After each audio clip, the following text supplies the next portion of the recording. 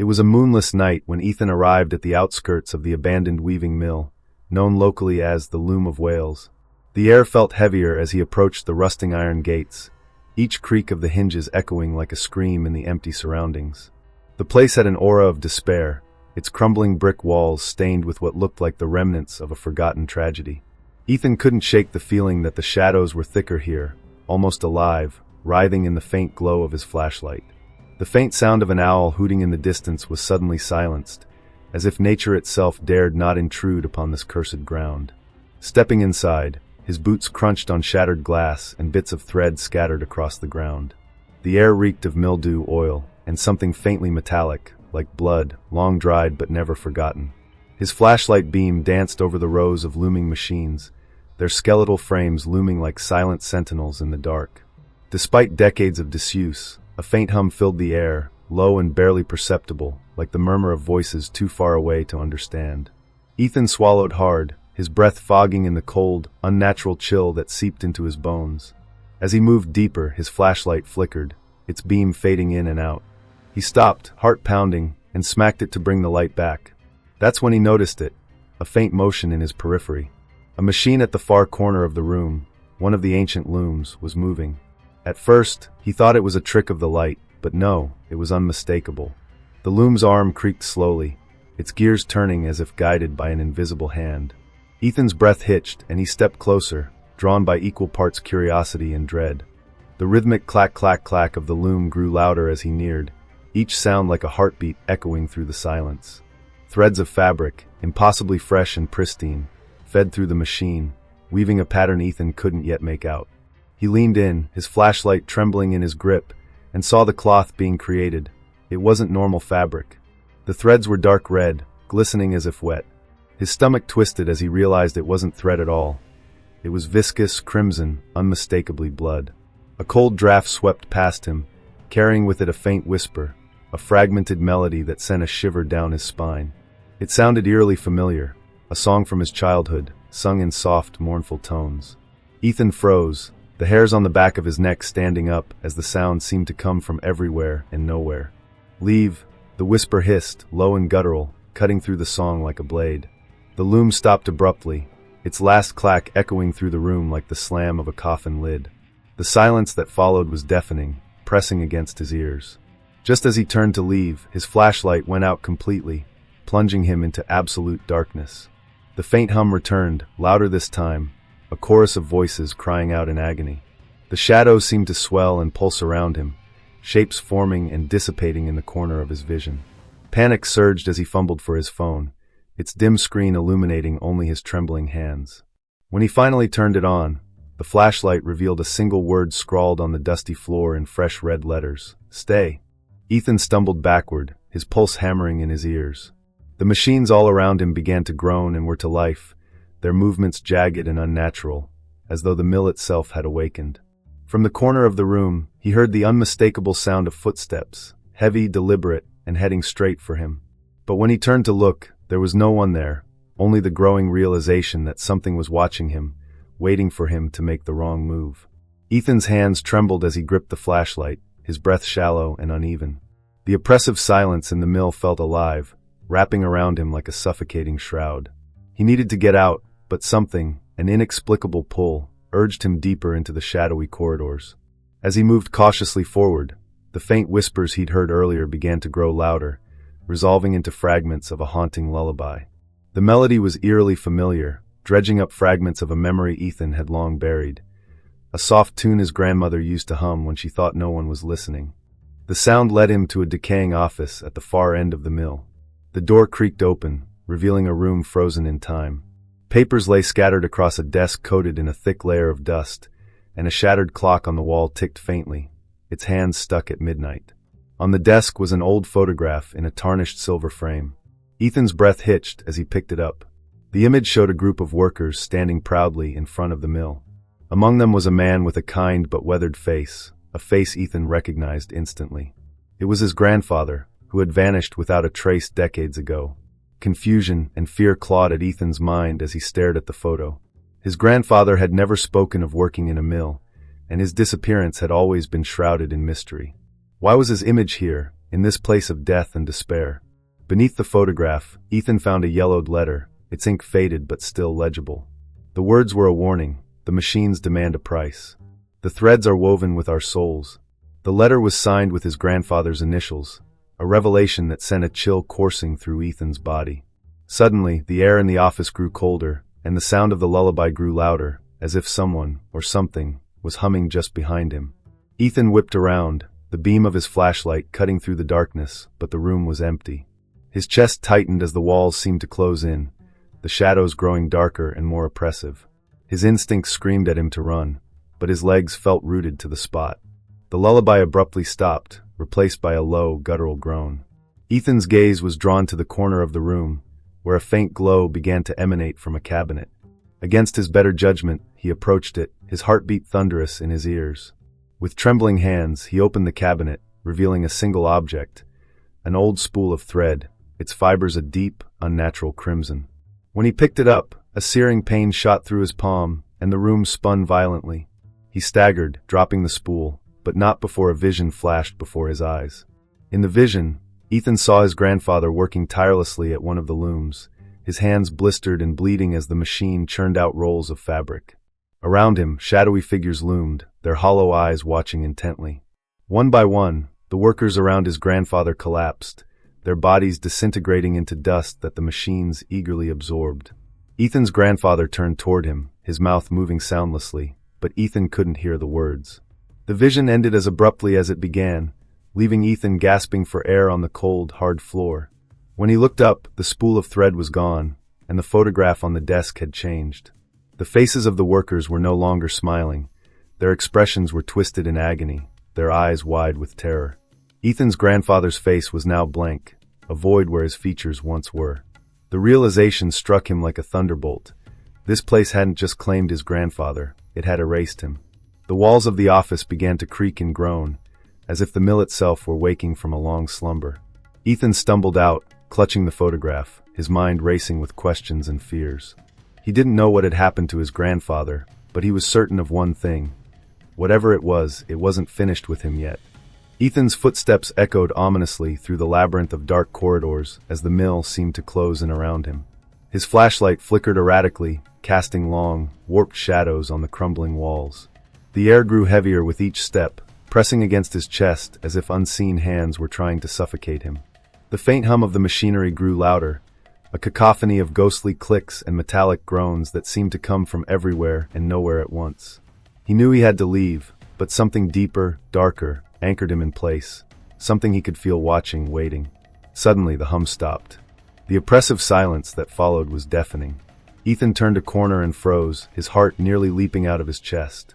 In the center of the room ahead, bathed in an eerie red glow, was the loom he had seen earlier, now fully operational.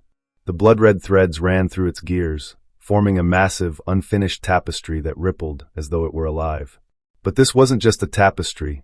It was a horrifying mosaic of human suffering. Ethan could see distorted faces woven into the fabric, their mouths frozen in silent screams, their eyes wide with eternal terror. Before he could move, the shadows in the room coalesced into a humanoid figure. It was tall and gaunt, its skeletal frame barely cloaked in tendrils of darkness. Its hollow eyes glowed faintly, and when it spoke, its voice was a low, guttural rasp that seemed to vibrate the very air. "You are not here by chance, Ethan," it said, the words curling around him like smoke. "You have a debt to pay." Ethan stumbled backward, his mind racing. "I don't owe you anything," he stammered, his voice cracking. The entity tilted its head, as though amused by his defiance. "Oh, but you do. Your bloodline owes us. Your grandfather promised his soul to save you, and now it's your turn to honor the bargain. You will complete the tapestry." Ethan's stomach churned as he processed the words. The entity extended a long, bony finger toward the loom, and the tapestry began to shift. One of the faces in the fabric morphed, its features becoming unmistakably familiar. It was his grandfather. Ethan's knees nearly buckled as the realization hit him. His grandfather's soul had been trapped here, consumed by the mill, and now the same fate awaited him. "I won't do it," Ethan said, his voice trembling but firm. The entity's hollow eyes flared brighter, and the room began to vibrate violently. "Then you will choose," it hissed, gesturing to two doors that appeared on opposite sides of the room. One door was bathed in a pale, golden light, promising safety and freedom. The other was shrouded in darkness, a void that seemed to swallow all light. The first door leads to escape, the entity explained. But if you take it, the tapestry will remain incomplete, and your grandfather's soul will never be freed. The second door allows you to stay and take his place, sacrificing your freedom to finish what he could not. Choose, or the mill will decide for you.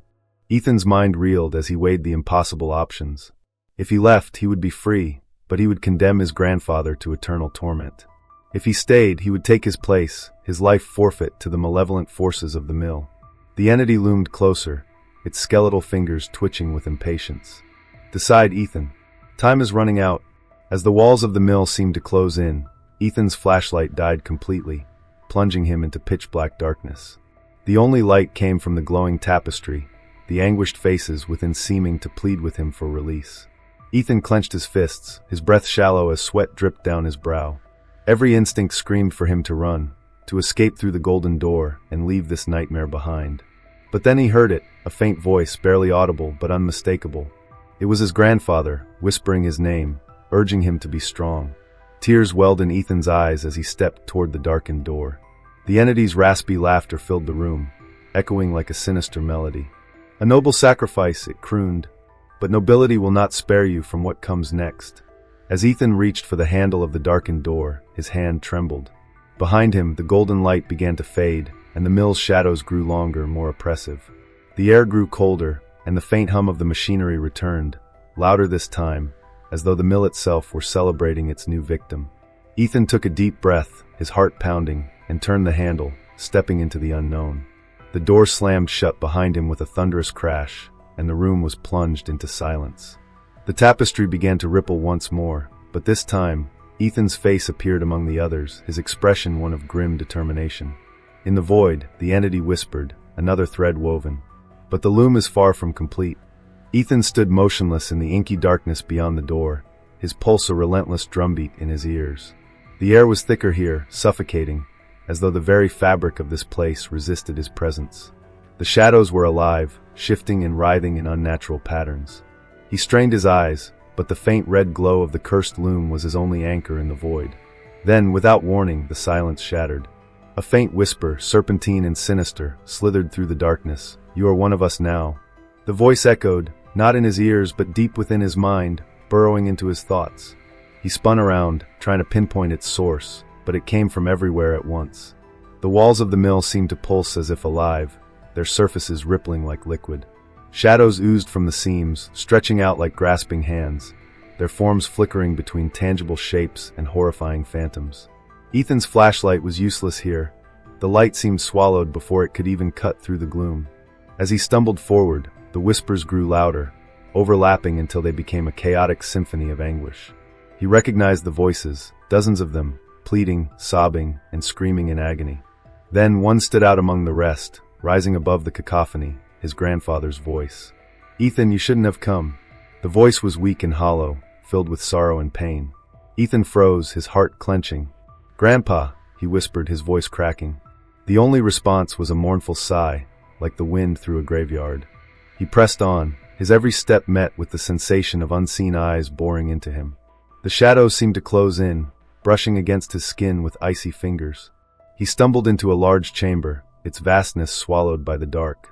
In the center stood a warped, rusted loom, far larger than the one he had seen before. Its jagged, skeletal frame towered above him, gears grinding with an unnatural rhythm. Blood-red threads ran through it, vanishing into the endless dark, as if it were weaving the very shadows around him. The whispers quieted, replaced by a low, rhythmic sound, thump, thump, thump. It was faint but unmistakable, a heartbeat.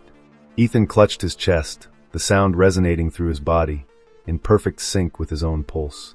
The loom shuddered, and something began to emerge from its workings.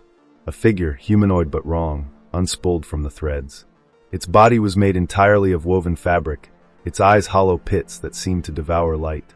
Its movements were jerky, like a marionette controlled by an unseen puppeteer.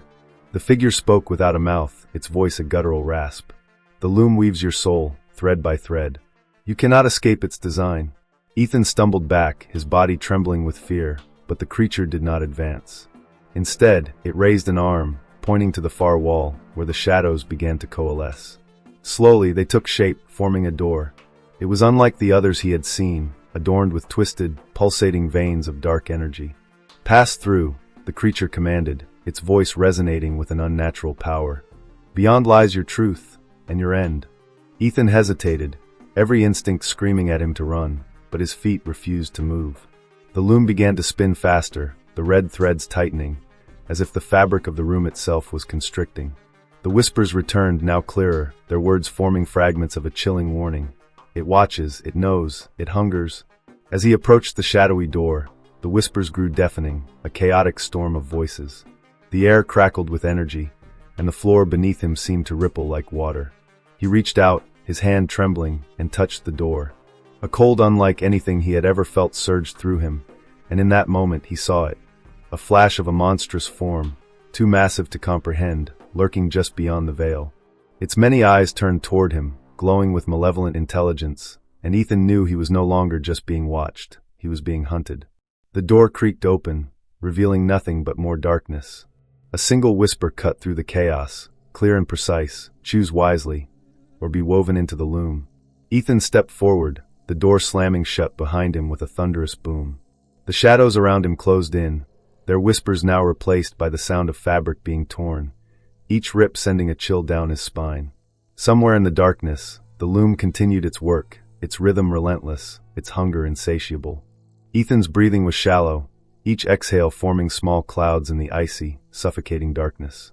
The shadows around him felt alive, pulsating with an energy that seemed to creep under his skin and invade his mind. He was no longer sure if the sounds he heard were real or imagined. The faint hum of the loom, the soft shuffle of something unseen moving just out of sight, or the whispers that had now morphed into a low, sinister chant. Every instinct told him to turn back, to escape, but the pull of the unseen force ahead was irresistible. As he ventured further, the environment around him began to change. The walls rippled like liquid, reflecting distorted images of himself, his face pale and eyes wide with terror. His flashlight flickered erratically, illuminating fleeting visions that seemed to disappear the moment he tried to focus on them. A child's laughter echoed in the distance, light and melodic, yet twisted with an underlying malice. Then came the scraping, a slow, deliberate sound, like nails dragging across metal, growing louder with each step Ethan took. Without warning, the darkness shifted. He found himself standing in what looked like a vast, empty room. The floor was polished to a mirror-like sheen, reflecting a warped version of the space around him. But the reflections were wrong. They moved independently of Ethan, showing him versions of himself in various states of anguish, screaming, weeping, clawing at the walls. His stomach twisted as he watched one reflection turn to face him directly, its mouth curling into a smile that was anything but friendly. "You cannot outrun your fear, Ethan," the reflection hissed, its voice layered with a chorus of others. He stumbled backward, but the voice continued, now echoing inside his head. "It is part of you, woven into your soul. You cannot escape what you are." Suddenly, the floor beneath him rippled like water, and Ethan sank into it, his body dragged downward by invisible hands. He clawed at the surface, his screams swallowed by the suffocating blackness. When he emerged, he was no longer in the room. He was standing in a memory, one he had long buried. It was the night of the accident. The rain was pouring, the road slick with water. Ethan was in the passenger seat of the family car, his father driving, his mother in the back seat singing softly to him. He remembered this night clearly now, the tension in his father's voice as he argued with someone over the phone. The sudden swerve. The blinding headlights of the oncoming truck. The sound of metal twisting and glass shattering. He had survived. They had not. As he relived the moment, the memory twisted into something grotesque. His parents' faces turned toward him, their eyes hollow, their skin pale and lifeless. "Why did you survive, Ethan?" they asked in unison, their voices cold and accusatory. "You should have been with us." He stumbled back, tears streaming down his face, shaking his head as the scene dissolved into shadows. The darkness returned, but it was no longer silent. Now it was alive with visions, twisted, nightmarish versions of his worst fears. He saw himself trapped in the loom, his body pulled apart thread by thread, his screams merging with the chorus of voices that had haunted him since entering the mill. He saw his grandfather, his face contorted in pain, begging for release. He saw the entity again, its hollow eyes glowing with malevolence as it whispered, "Fear binds you. Fear consumes you." Ethan's mind raced as he tried to make sense of the onslaught. The visions, the voices, the oppressive darkness, it was all designed to break him, to push him into submission. But then, amidst the chaos, he remembered the faint whisper of his grandfather, urging him to stay strong. Clutching the photograph he had taken from the office, he forced himself to stand, his legs trembling but steady. The shadows recoiled slightly, as if his defiance had momentarily weakened their hold. "You cannot fight this," the voices snarled, growing angrier. "You are nothing but a thread in the tapestry, another victim of the loom." But Ethan refused to yield. "I'm more than that," he said through gritted teeth. His voice, though quiet, seemed to echo through the space, cutting through the cacophony. The shadows surged toward him, their forms twisting into grotesque figures, each one embodying his deepest fears. But he stood firm, his grip tightening on the photograph, the only tangible reminder of his grandfather's presence. As the shadows swirled around him, the faint hum of the loom grew louder, more insistent. Ethan knew the mill was watching, feeding on his fear, waiting for him to break. But he wouldn't. Not yet. The whispers clawed at his mind, but amidst the terror he clung to a single thought. Fear might be part of him, but it didn't define him. For the first time since entering the mill, he felt a flicker of hope. And that flicker was enough to keep him moving forward.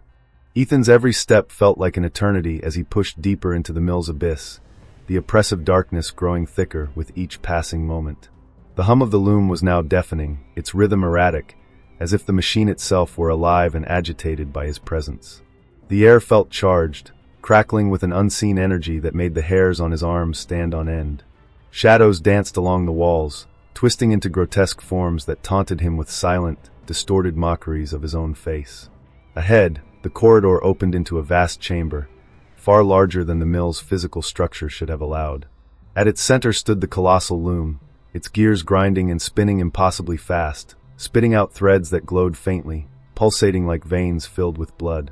The tapestry had grown massive, spanning nearly the entire chamber, its intricate patterns alive with movement. Ethan could see faces trapped in its weave, their mouths frozen mid-scream, their eyes wide with eternal despair. His heart sank as he recognized one of those faces, his grandfather. The moment he stepped into the room, the air shifted. A low growl rumbled through the chamber, and the shadows coalesced into a towering figure at the base of the loom. The entity was no longer an intangible specter. It had taken a horrifyingly corporeal form. Its body was a patchwork of tattered fabric and human flesh, its hollow eyes now burning with a malevolent crimson light. Threads dangled from its elongated fingers, dripping with fresh blood, each one connected to the tapestry, as if it were an extension of the creature's own body. "You are too late," the entity hissed, its voice layered with countless other voices. "The loom has already claimed your bloodline. Your grandfather's soul is but one thread in its eternal design. Now you will take your rightful place." Ethan's breath hitched, but he forced himself to speak.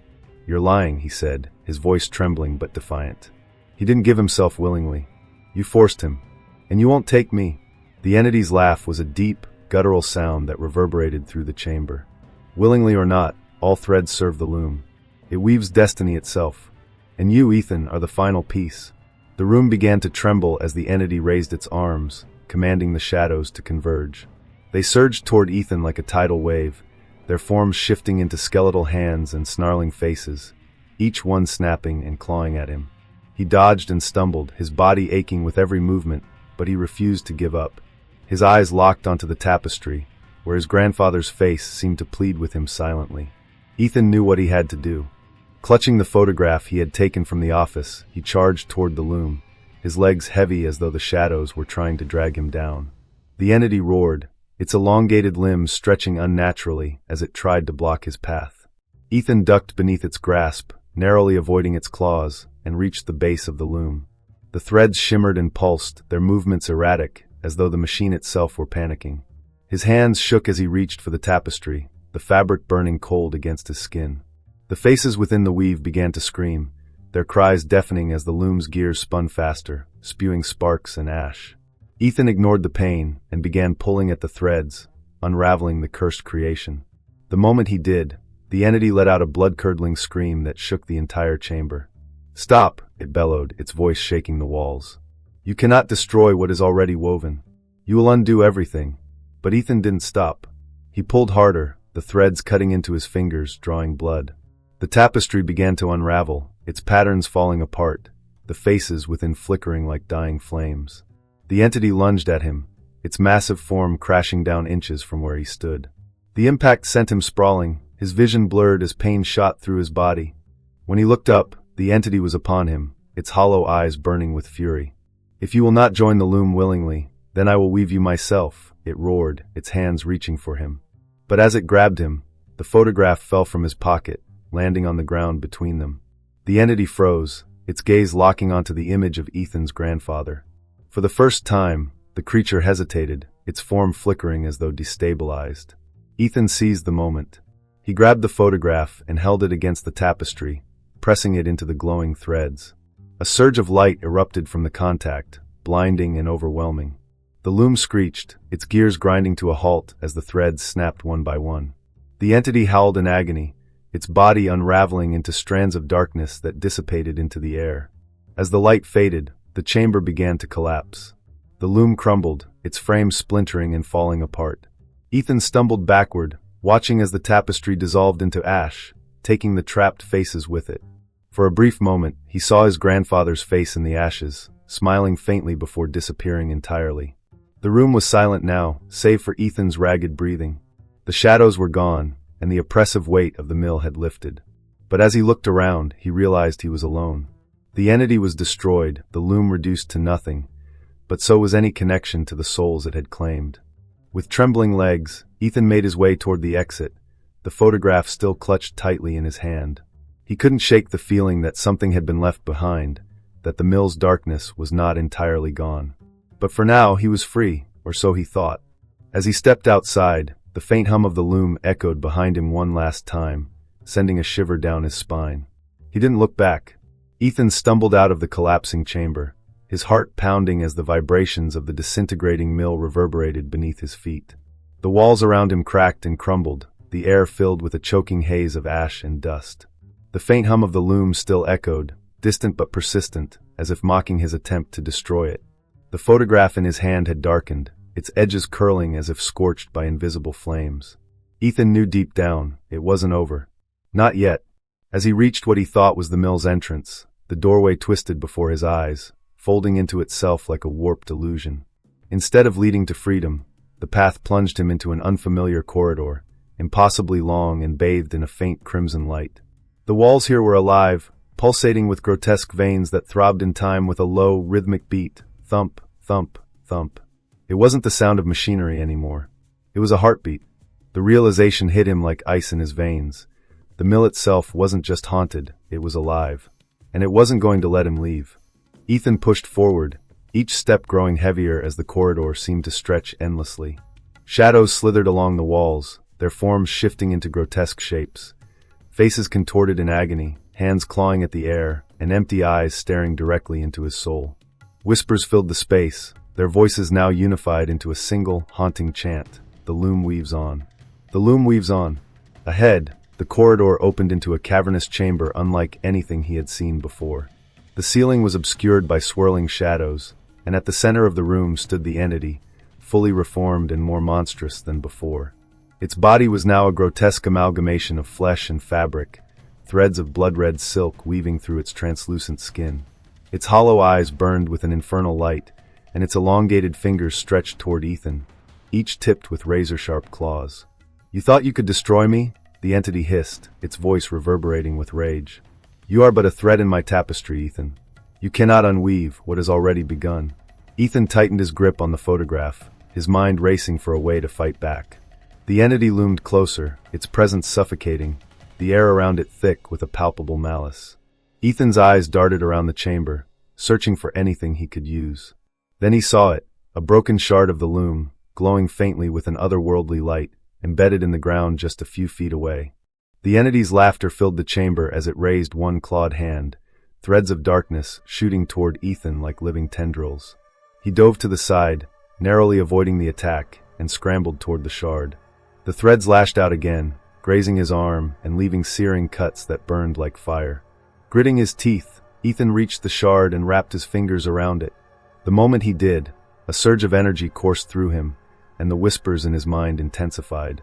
The shard pulsed with the same heartbeat that resonated through the mill, its surface etched with incomprehensible symbols.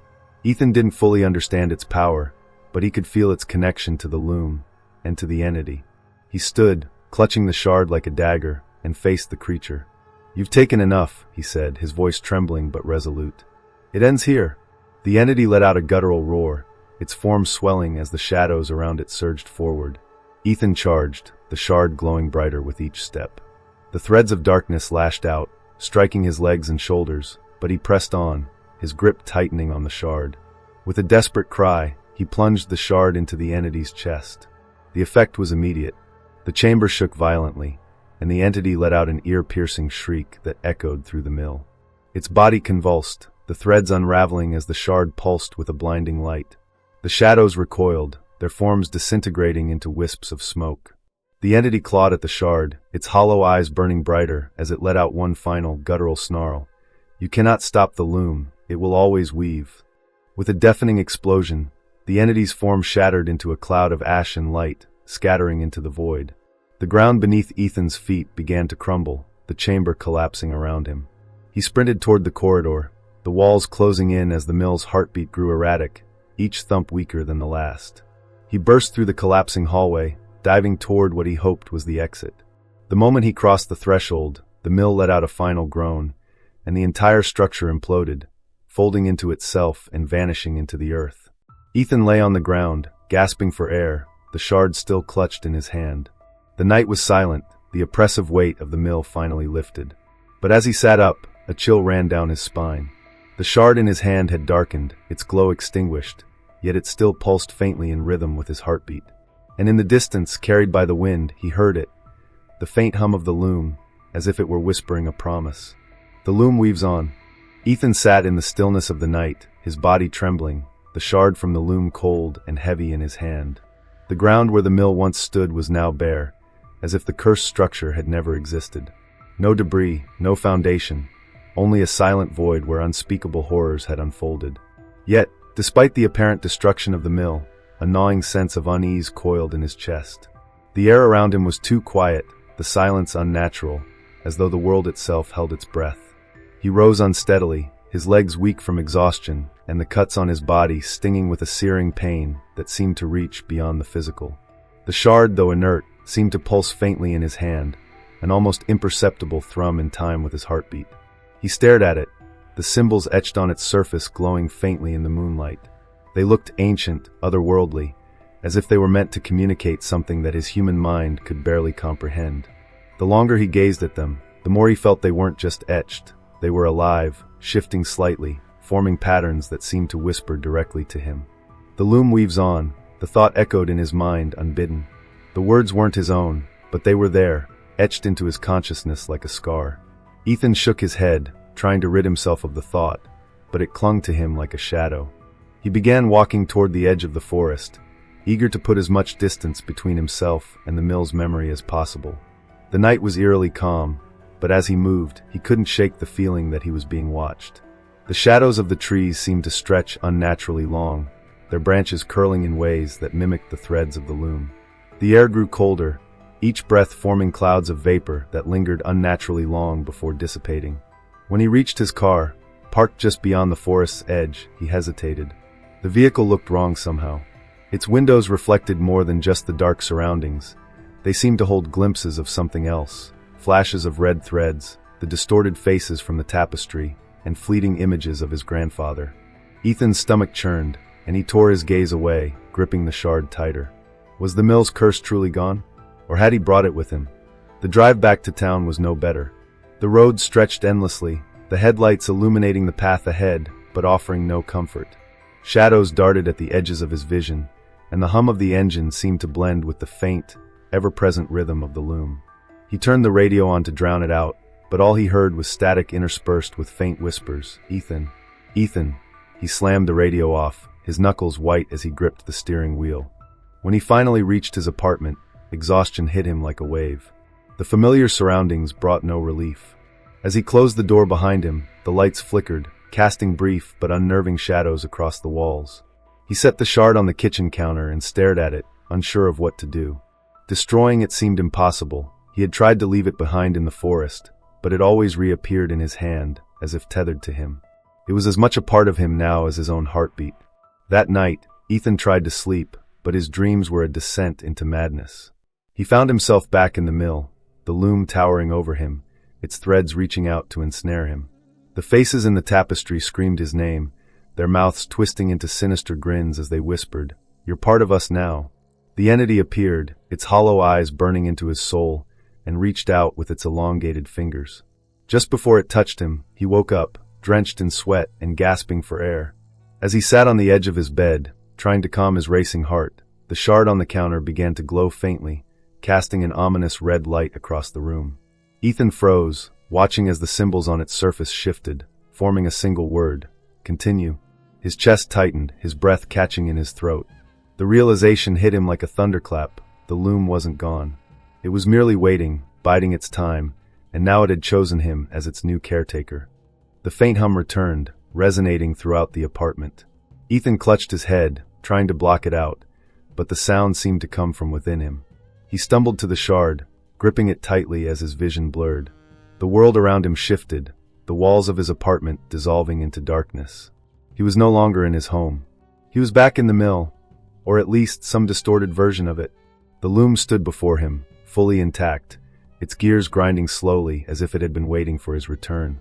"The loom weaves on," a voice echoed, this time unmistakably his own. Ethan's knees buckled as the truth became clear. The mill hadn't been destroyed. It had simply moved to him. He was its new host, its new vessel, and no matter how far he ran, no matter how hard he tried to escape, the loom would always find him. The hum grew louder, a cacophony of whispers and screams merging into one deafening sound. Ethan's vision darkened, the shard slipping from his fingers as his consciousness faded. When he awoke, he was sitting at the loom, his hands stained red, the tapestry stretching endlessly before him. Somewhere, in the farthest corners of the void, the entity's voice echoed, filled with triumph, "The loom weaves on, Ethan. And so do you." The mill was gone, but its curse had found a new home. Ethan's story had ended, but the tapestry was far from complete. Somewhere, in the quiet of the night, the hum of the loom could still be heard, a chilling reminder that the cycle would continue. The loom weaves on,